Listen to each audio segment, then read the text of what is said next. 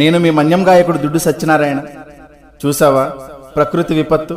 నీ మతం, నీ దేవుడు, నీ అధికారం, నీ గర్వం, నీ డబ్బు, నీ హోదా, నీ అహంకారం, నీ ఇల్లు కట్టుకునేటప్పుడు నువ్వు చూసే వాస్తు ముహూర్త బలం ఏది ఏది ఏది ఇక్కడ పనికి రాలేదు.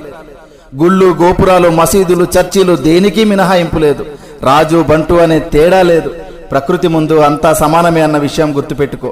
వాస్తవానికి ఒక పేదవాడు ఇల్లు కూలితే మహా అయితే చిన్న చిన్న గాయాలు మాత్రమే. అదే ధనవంతుడు ఇల్లు కూలితే కనీసం శవం కూడా దొరకదు. ఇది గుర్తుపెట్టుకో. గట్టిగా బతికితే మహా అయితే 100 ఏళ్ళు, అందులో రాత్రి రూపంలో 50 ఏళ్ళు పోతుంది. మిగిలిన 50 ఏళ్లలో ఏమీ తెలియని పసితనం అంటే బాల్యంలో 10 ఏళ్ళు గడిచిపోతుంది. మిగిలిన 40 ఏళ్లలో చిట్ట చివరి వృద్ధాప్యంలో దినదిన గండంగా 5 ఏళ్ళు గడిచిపోతుంది. ఇంకా నీ కోసం మిగిలింది కేవలం 35 ఏళ్ళు మాత్రమే. ఈ 35 ఏళ్లలోనే నీ చదువు, నీ సంపాదన, నీ కుటుంబ బాధ్యత, బంధాలు, బంధుత్వాలు అన్నీ చూసుకోవాలి. కాబట్టి జీవితం చాలా చిన్నది. ఇది తెలియక కులాలు, మతాలు, పార్టీలు అనే పగలు ప్రతీకారాలతో